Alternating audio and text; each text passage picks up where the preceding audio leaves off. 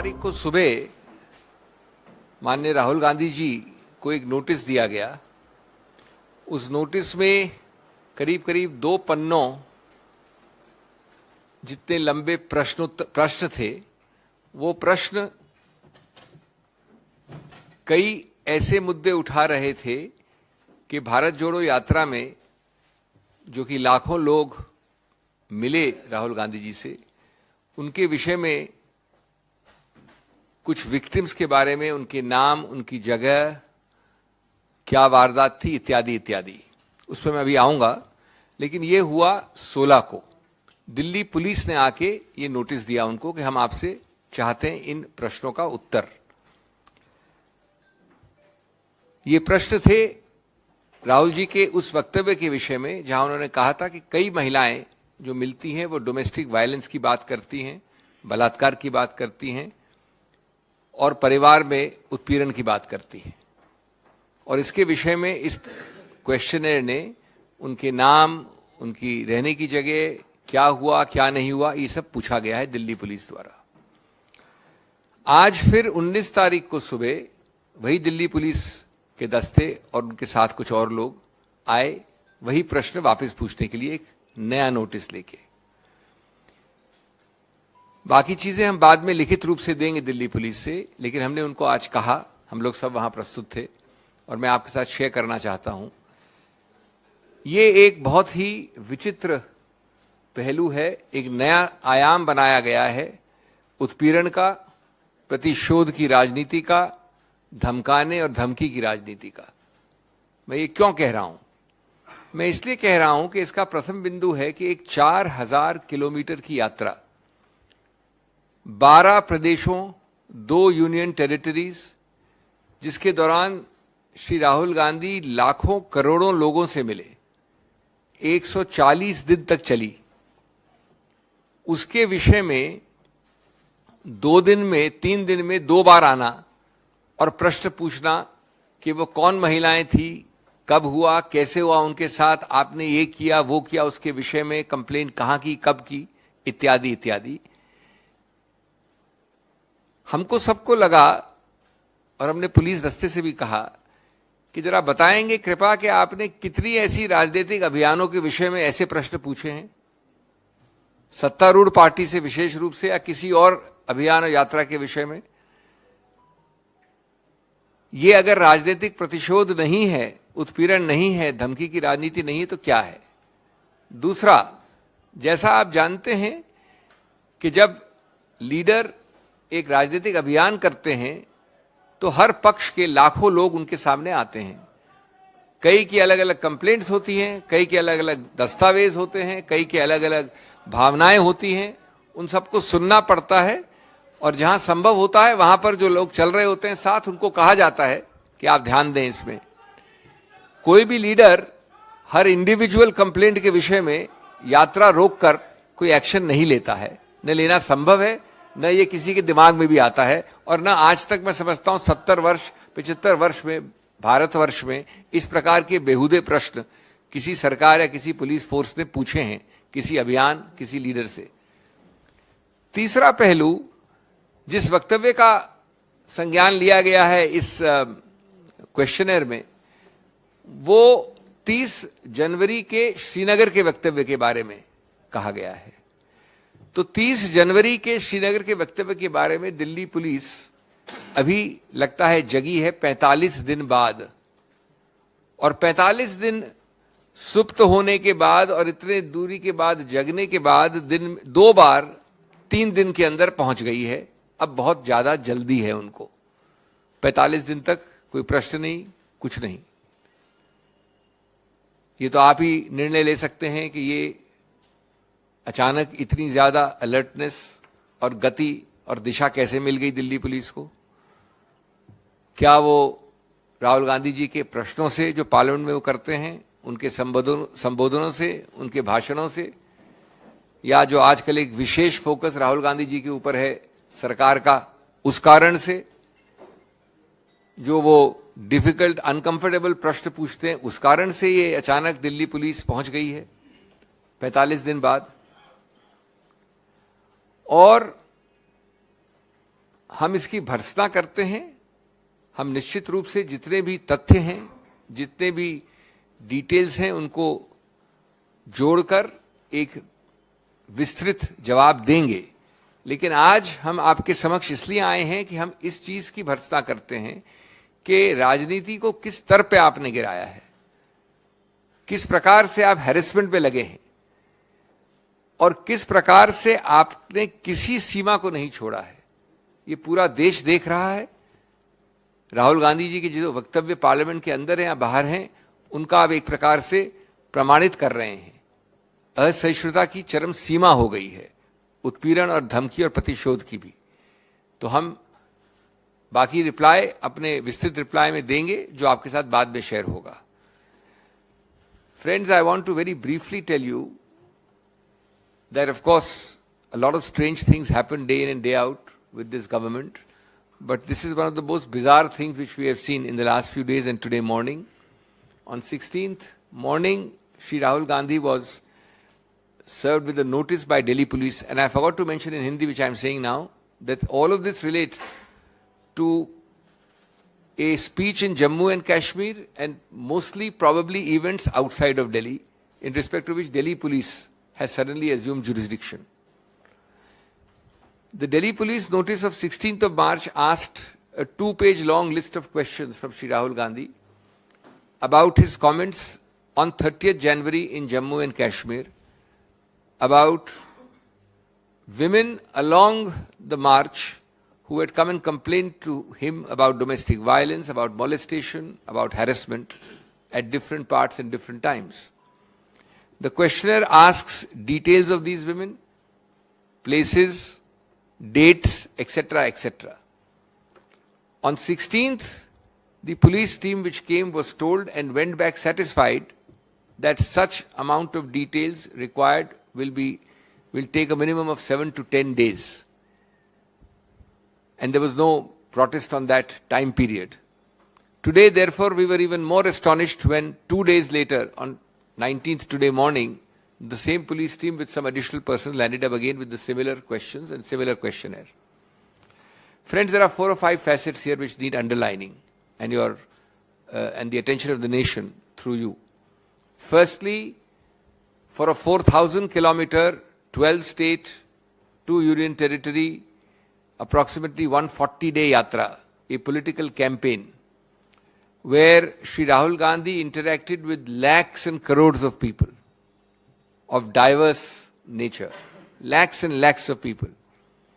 He is asked questions about those women who had allegedly complained to him about molestation or domestic violence, etc., and asked to give dates, places, details. We will, of course, collect and collate all data and revert in the shortest time available, but that is not the point. The point is that has it ever been true in India of 75 years that such kind of questions are asked about a political abhiyan, a political yatra from any other political party, most importantly the ruling party? It is unprecedented, unheard of, and smacks of the worst kind of pettiness. Second, as we all know, such campaigns involve a diverse cross-section of people who join the campaign on an ad hoc basis and air several diverse grievances of all kinds, men, women, and the grievances are listened to with sympathy, and where possible it is passed on to the people walking along, or they are advised to take appropriate action. I don't think any political leader in a campaign is expected to stop instantly and seek recourse to law on the basis of the several interactions and complaints and things told to him during the campaign. That is why we are very clear that it smacks of the worst kind of political vendetta, harassment, the politics of threat, intimidation. Fourthly, the Delhi police, which appears to suffer from a complete lack of jurisdiction, at least for the present till we collate the details, seems to have woken up at least 45 days after the 30th of January Jammu and Kashmir speech at Srinagar, which is quoted in the questionnaire sent to Sri Rahul Gandhi. For 45 days, the Delhi police had no problem. And now, on the 16th, having agreed with Sri Rahul Gandhi's request for about 10 days to respond, they land up again today morning. This is only to sensationalize, to create a climate of fear and intimidation. And the urgency is hyper now after having waited for 45 days. I don't think anybody needs to have any great analytical abilities to realize that this can have but no other relation than to Rahul Gandhi's deep, unanswerable questioning of the government on its several faults and failures, whether inside or outside Parliament. This can have no other connection except a sudden special affection and focus on Sri Rahul Gandhi by the ruling dispensation in the last few weeks. But this plumbs the depths of pettiness even by the dismal and abysmal standards of this vindictive government. I do not think that we have seen this kind of politics in India ever, irrespective of political color. We therefore condemn it. We will of course have detailed replies, factually, but we want to bring to the attention of the nation that this is completely unheard of in India, but it is completely expected of the ruling dispensation. Shukriya. Ashok Gehlot ji.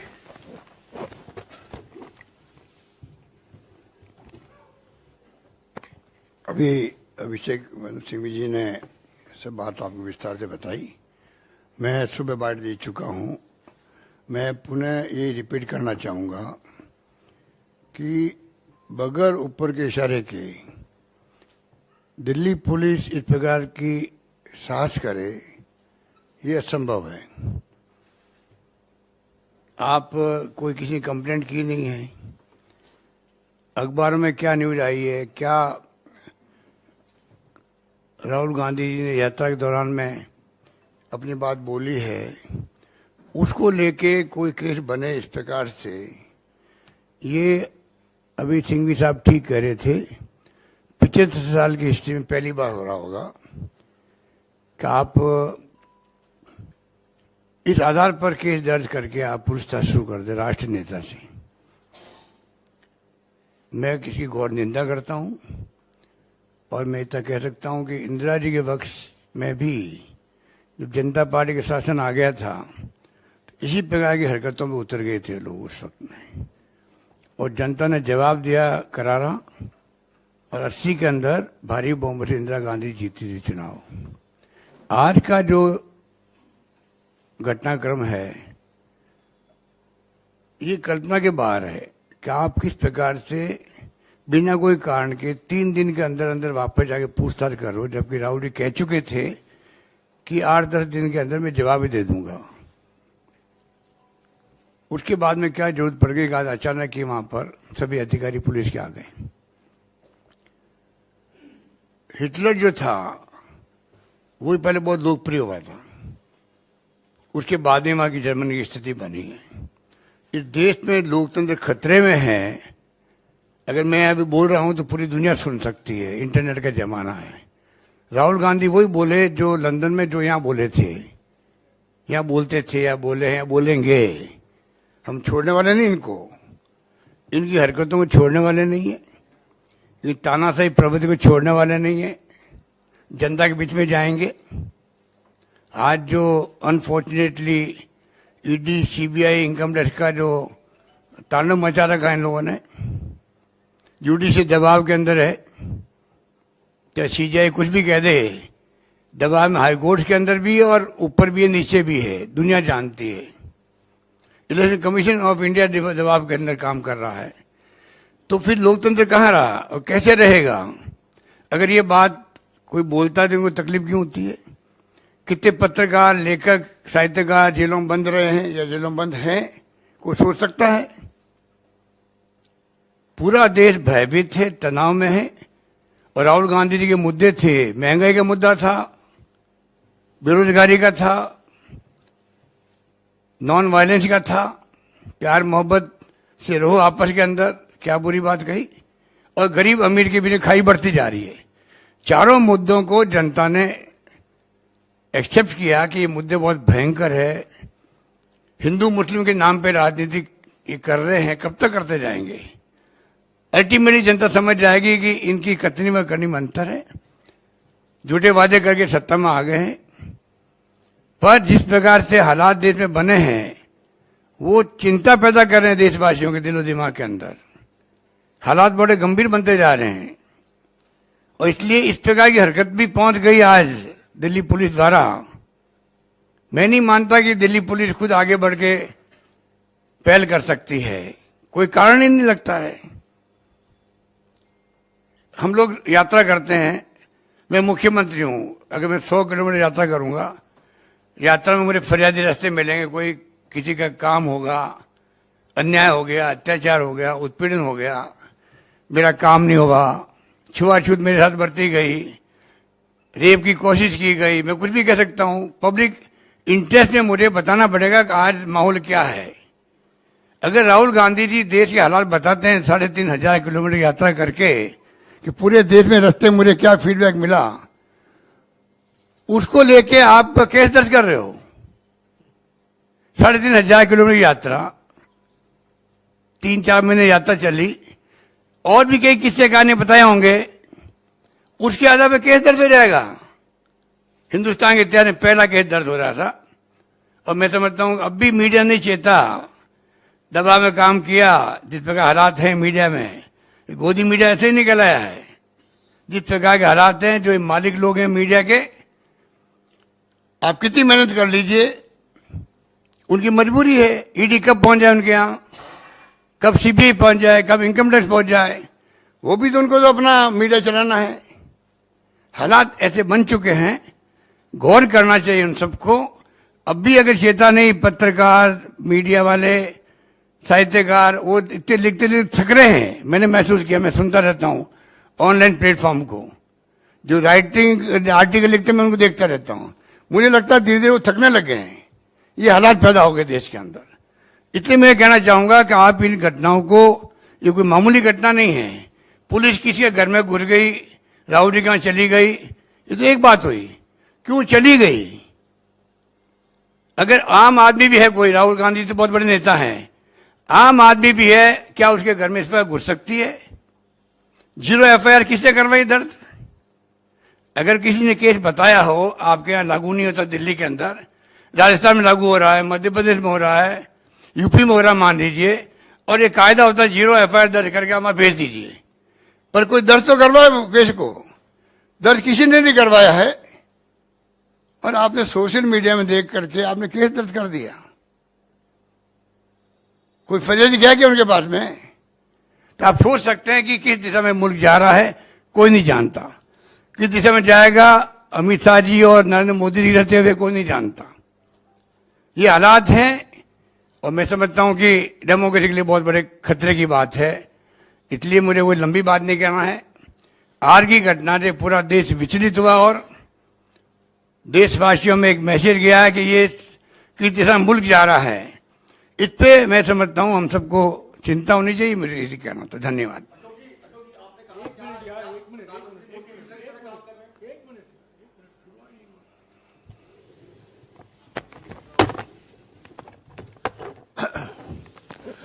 साथियों, अभिषेक सिंघवी जी ने और अशोक गहलोत जी ने आपको विस्तार से कहा है कि ये जो मिसाल है, जो घटना है, मोदी सरकार की प्रतिशोध, धमकी और डराने की जो राजनीति है, उसका एक मिसाल है। मैं एक बात इससे जोड़ना चाहता हूं कि ये जानबूझकर किया जा रहा है ताकि जनता का ध्यान, देश का ध्यान, पार्लियामेंट का ध्यान अडानी घोटाले से और कहीं ले जाया।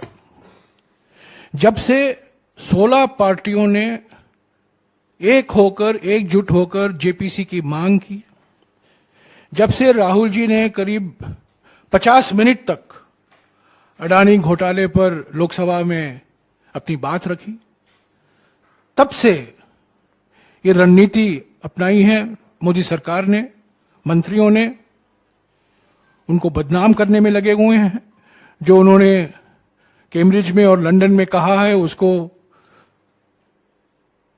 गलत तरीके से उससे अर्थ निकालने के तोड़ मरोड़ कर ये कह रहे हैं कि उन्होंने ये कहा है, वो कहा है, जबकि हमारे पास सबूत है और जो हमने सोशल मीडिया के द्वारा जनता के सामने भी रखा है कि उन्होंने बातें नहीं कही हैं, जो इल्जाम लगाए जा रहे हैं।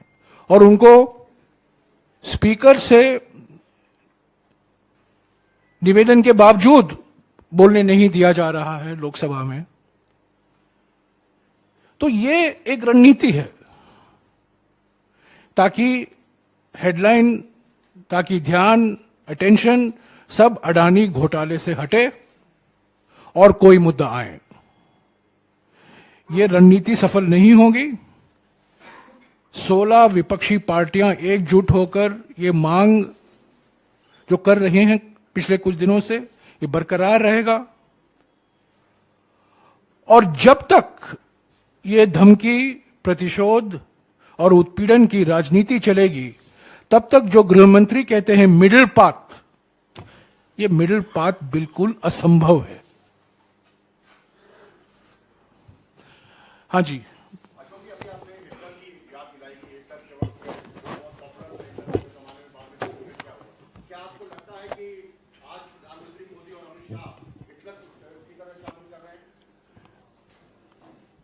जो हालात बने हैं 9 साल के अंदर, जिस रूप में कानून का राज लगता आपको, जिस प्रकार से घुस जाते हैं ईडी वाले घरों के अंदर, इनकम टैक्स वाले पड़े रहते हैं वहीं पर, निकलते नहीं हैं। वो के ऊपर से आदेश आएगा तब निकलेंगे हम तो। सीबीआई वाले घुस जाते हैं घरों के अंदर, हो क्या रहा तमाशा। और एक नया मॉडल शुरू कर दिया अमित शाह जी ने सरकार गिराने का। कर्नाटका, महाराष्ट्र, मध्य प्रदेश, नया मॉडल इन लोगों का, हॉर्स ट्रेडिंग करके सरकारों को गिराओ। ये लोकतंत्र है यहाँ पर। ये तो ठीक है, सरकार बढ़ गई राजस्थान की, कमी नहीं रखी इन लोगों ने गिराने के लिए राजस्थान सरकार को भी। इसलिए आज हालात बहुत गंभीर है, सोचना पड़ेगा सबको, और सोचने का समय आ गया है।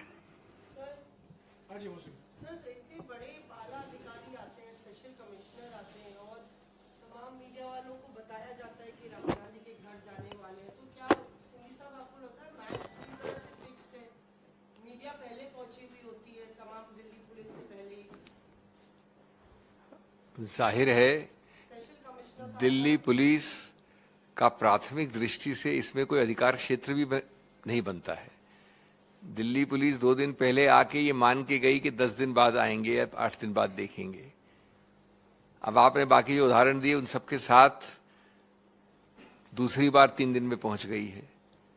उनको मालूम है कि ऐसी यात्रा के विषय में ऐसे प्रश्न नहीं पूछ सकते, और अगर पूछें तो पर्याप्त समय देना पड़ेगा।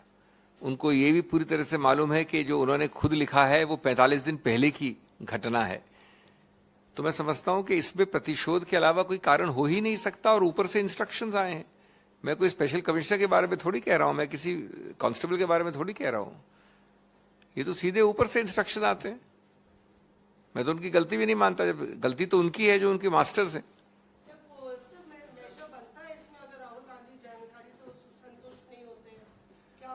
देखिए, उनको किसी चीज के संतुष्ट होना न होना ये कसौटी ही गलत है। उनको जो करना है वो करेंगे, वो पूर्व निर्धारित है।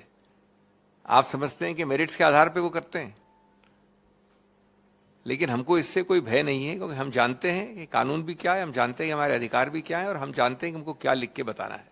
लेकिन इसका पूरा संदर्भ देखिए, कभी ऐसा हुआ है जिस प्रकार की बेहुदा बात के बारे में हम बात कर रहे हैं कि यात्रा में आप चल रहे हैं उसके बारे में प्रश्न पूछे आपको कि कौन मिला, किसने क्या कहा, कौन है वो, क्या नाम है उसका, कहाँ रहती है।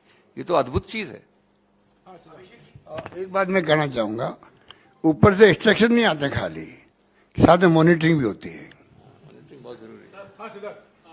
जब आप कह रहे हैं कि एक राजनीतिक लड़ाई है और आप उस दौर से निकल कर आए जब आपने इंदिरा गांधी का जमाना भी देखा, आप उसका जिक्र कर रहे हैं, तो आप इस राजनीतिक लड़ाई को कैसे लड़ेगी कांग्रेस पार्टी? सिंघवी साहब बैठे हैं, बता रहे हैं लीगल लड़ाई कैसे लड़नी है, क्या ऑप्शन है, लेकिन राजनीतिक लड़ाई को आप कैसे लड़ेंगे? क्योंकि राहुल गांधी के घर पे पुलिस का पहुंचना, राहुल गांधी को नोटिस देना, ये कोई आम बात नहीं है जो आप सब लोग भी वहां पहुंचे और आमने सामने की ये बात है। आप लोग कह रहे हैं गृहमंत्री मॉनिटर तक होता है, सारी मॉनिटरिंग भी होती है, तो आप लड़ाई कैसे लड़ेंगे? देखिए, ये आपने ठीक कहा, ये मामूली घटना नहीं है, ये मामूली घटना नहीं है। मैं तो अगर आम नागरिक के यहाँ भी जाते इस प्रकार से, उसको मैं मामूली घटना नहीं मानता। कानून सबके लिए समान होता है। पर सवाल इस बात का है कि गए क्यों और केस क्या है, जिसके लिए सिंघवी साहब ने बताया आपको। जब केस बनता ही नहीं, कोई स्टेटमेंट देते हैं, मान लो पॉलिटिकल मंत्री देता है, मेंबर पार्लियामेंट देता है, एमएलए देते हैं, भाई कि ये हालात है, विपक्ष के राज्य में रहते हम क्या बोलते हैं, ये तो बोलते हैं। अगर एमएलए एमपी दूसरे राज्यों में जाएंगे जहां के एमपी नहीं है, वो अपनी पार्टी के आदेश पर, वो जाके अगर राहुल गांधी की तरह बताएंगे कि राजस्थान में देखिए ये मैंने सुना, ये सुना, ये सुना, क्या राजस्थान की पुलिस उनके ऊपर केस दर्ज कर देगी? कोई जवाब है इनके पास में? ये जो परंपराएं डाल रहे हैं, इसके आधार पर मान लो कोई केंद्रीय मंत्री राजस्थान में दौरे में आया और वो दौरे उसने किए और दौरे करके बताया था, देखो मैंने सुना आज तो वहां तो रेप के कोई परवाह नहीं करी सरकार ने, छुआछूत हुआ तो परवाह नहीं करी, बच्ची के साथ रेप हो गया तो गैंग रेप हो गया, कोई नहीं किया। तो क्या हमारी सरकार उस केंद्रीय मंत्री को नोटिस देगी, केस दर्ज करेगी दिल्ली की तरह? बताइए वो कौन लेडी आपको मिली, कहाँ मिली थी, कितने बजे मिली थी, क्या नाम था उसका? ये परंपराएं डाल रहे हैं, ये इसमें खुद में फंसेंगे लोग। अभिषेक जी, आप एक सीनियर वकील भी हैं, लीगल पॉइंट पे आपसे रोशनी चाहेंगे। अगर कोई विक्टिम किसी पॉलिटिकल रिलेशन से मिलकर शिकायत करती है, जैसा कि इस मामले में हुआ है, तो क्या उसकी आइडेंटिटी खोलने के लिए क्या वो पॉलिटिकल रिलेशन बातें हैं? देखिए, पहले लीगल एक संदर्भ में होता है। इस प्रश्न का उत्तर मैंने अभी दिया और इसके तुरंत बाद अशोक जी ने दिया। संदर्भ क्या है? संदर्भ है एक पॉलिटिकल राजनीतिक अभियान। संदर्भ ये नहीं है कि आप एक तहकीकात वाले अफसर हैं या आप घर में बैठे हैं और घर में आपके आके किसी ने खुलासा किया कि ए को रेप बी ने किया है और इस तारीख को हुआ और आप उसका संज्ञान लेते हैं और चुप बैठ जाते हैं। एक यात्रा में आरोपित, अब सच्चाई क्या है अभी तो सिर्फ एक क्वेश्चनर आया है, लेकिन पुलिस का ये कहना है कि जिसने आके आपको क्या पूछा, क्या बताया, कौन है, ये यात्रा के संदर्भ में तो कभी कोई कानून, कोई भी नहीं कोई कानून कह सकता कि कोई यात्रा कर रहा है व्यक्ति तो वो कोई गलत काम या गैर कानूनी काम कर रहा है अगर वो यात्रा तुरंत रोक कर सबसे निकटतम पुलिस स्टेशन में जाके दर्ज नहीं करवाए एफआईआर। ये कभी सुना है आपने? ये तो आपका कॉमन सेंस ही बताता है आपको। और दूसरा, ये तो सिर्फ बहाने निकाले जा रहे हैं हैरेसमेंट के, प्रतिशोध के, उत्पीड़न के, और तीसरा उसके लिए समय नहीं दिया जा रहा है। ये दूसरे बार 3 दिन में आना, जैसा उन्होंने कहा कैमराज और कमिश्नर और ये और वो, ये सब सिर्फ एक माहौल बनाने के लिए, हैरेसमेंट, धमकी, भय इत्यादि। तो संदर्भ देखना जरूरी है, कानूनी सिर्फ नहीं होता, संदर्भ में होता है वो।